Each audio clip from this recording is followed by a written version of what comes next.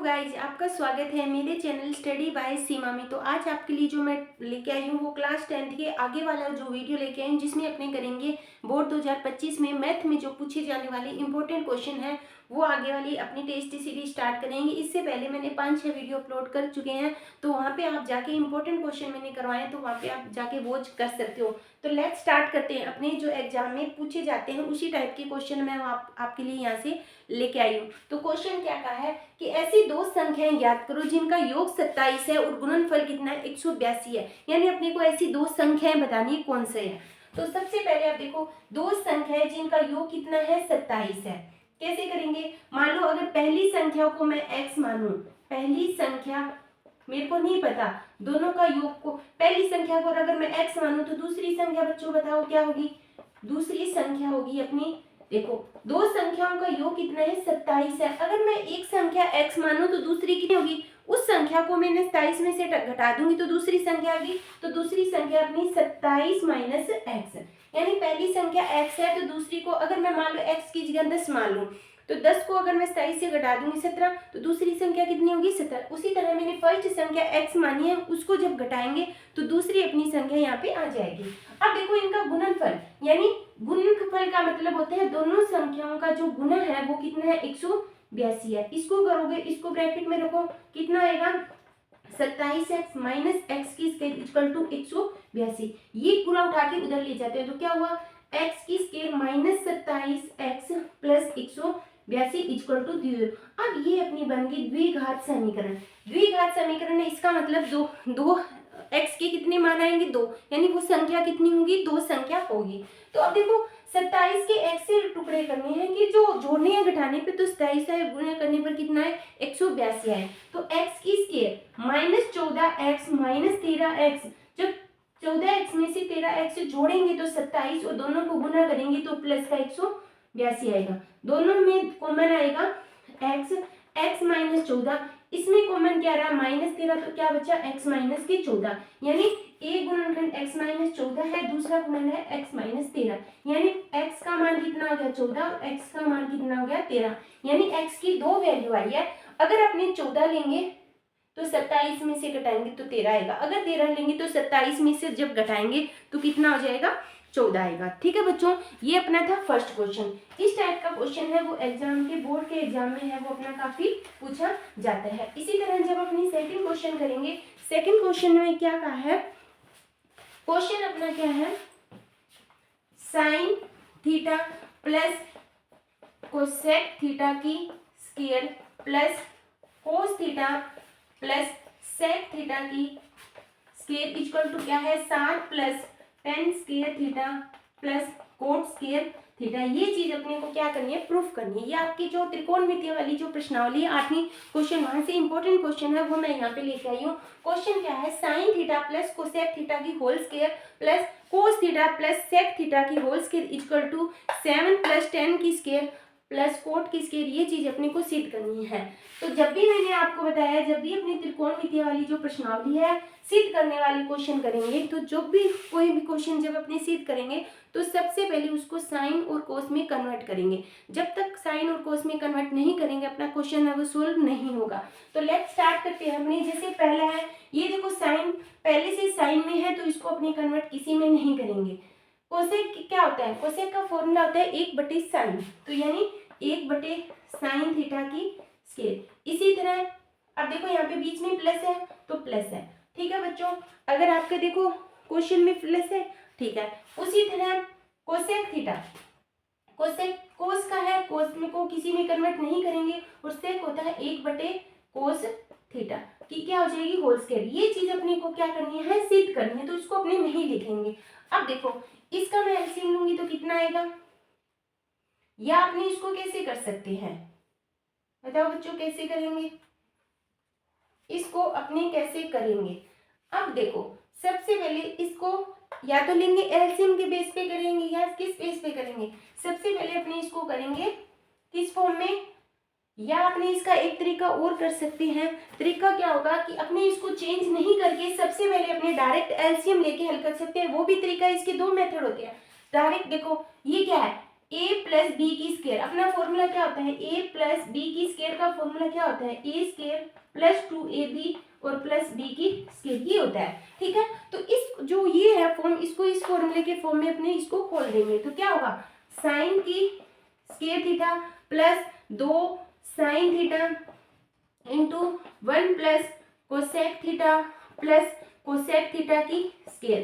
कैसे किया, ये a है ये b है, यानी a की स्केयर और ये b है तो b की स्केयर, 2a इंटू b। उसी तरह ये मैं थोड़ा सा यहाँ से हटा देती हूँ, इसी तरह इसको खोलेंगे, यानी क्या होगा, कोस की square theta plus 2 cos theta और सेक थीटा और प्लस सेक की स्केयर थीटा। ठीक है, यानी इन दोनों को मैंने पूरा इस फॉर्म में खोल दिया। अब अपने कैसे करेंगे, अब देखो कैसे हल करेंगे, साइन थीटा, साइन की square theta plus 2 sine theta. अब देखो ये क्या बन गया, यानी सॉरी यहाँ पे अपना क्या आएगा, कोसेक थीटा आएगा, यहाँ पे अपनी क्या चीज आएगी, कोसेक थीटा आएगा। ठीक है, और यहाँ पे क्या आएगा, सेक थीटा आएगा। बटे के फॉर्म में अपने बात नहीं कर रहे, कोसेक क्या होता है, 1/, होता है साइन थीटा प्लस ये हो जाएगा कोसेक थीटा की स्केयर, इसको अपने चेंज नहीं करेंगे, प्लस कोस थीटा की स्केयर प्लस 2 कोस थीटा और सेक क्या होता है, 1/, कोस थीटा और प्लस क्या होगा, सेक की स्केयर थीटा। कोस से कोस कैंसिल, साइन से साइन कैंसिल, तो क्या बचा, साइन की स्केयर थीटा।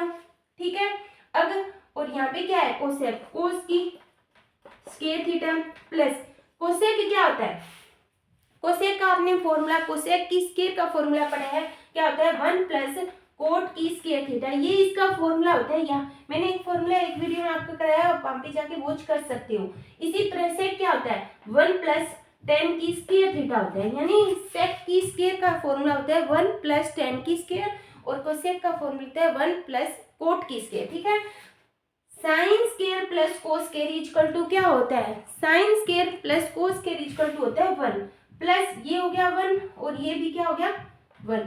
ठीक है बच्चों, और क्या बचा अपना, साथ में ये 2 बचा और साथ में ये 2 बचा, कितने हो गए, 2 प्लस 2 क्या बचा, tan की स्केयर थीटा प्लस कोट की स्केयर थीटा।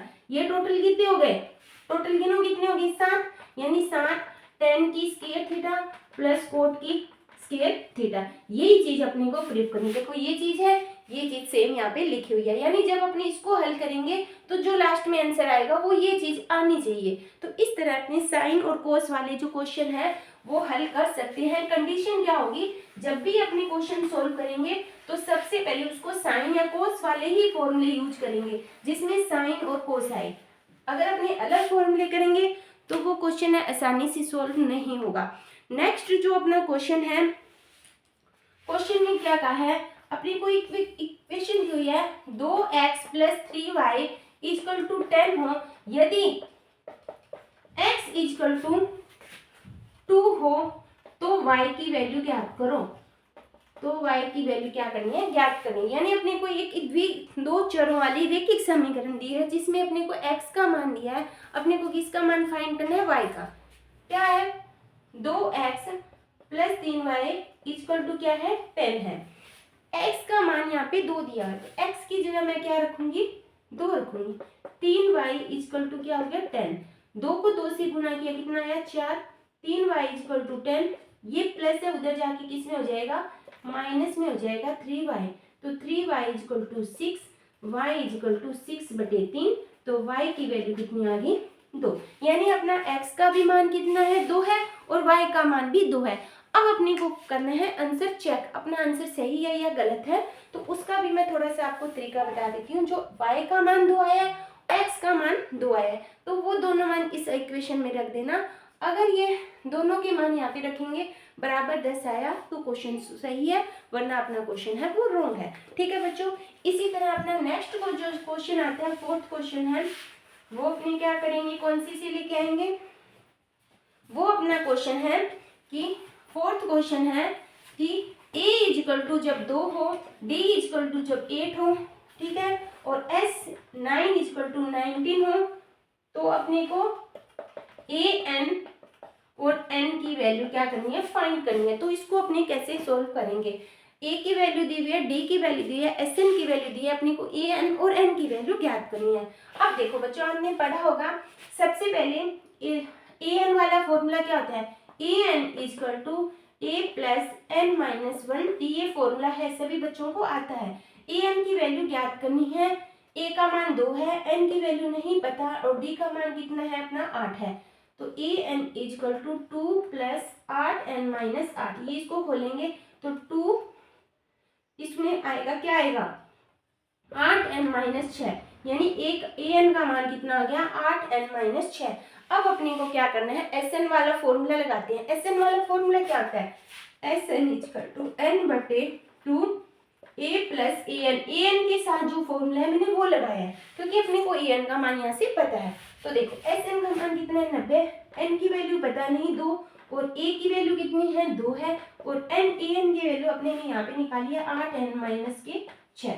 तो इसको ही करेंगे, कितना होगा 180 एन, यहाँ पे कितना होगा 2 नहीं आएगा, ये है 8 में से गए कितने हुए 4, तो 180 इसको करेंगे 8 एन की स्केयर माइनस 4 एन, ये सारी इधर ले आएंगे 8 N minus 4 n minus 180 equal to 0। अब इसमें से कॉमन क्या आ रहा है, कॉमन देखो 4 आ रहा है, तो क्या बचा 2 एन की स्केयर माइनस एन और माइनस कितने हो गए 4 चौकी 16, 2 बचा 5 25 इक्वल टू कितना हुआ 0। अब देखो ये आगे ये उधर जाएगा 0, तो यानी 2 द्विघात समीकरण क्या है ये आई है। अब इसे एन का मान कैसे ज्ञात करेंगे, 2 चरों वाली एक समीकरण है उसको करेंगे अपने गुणनखंड विधि से, इसका क्वेश्चन सोल्व करेंगे।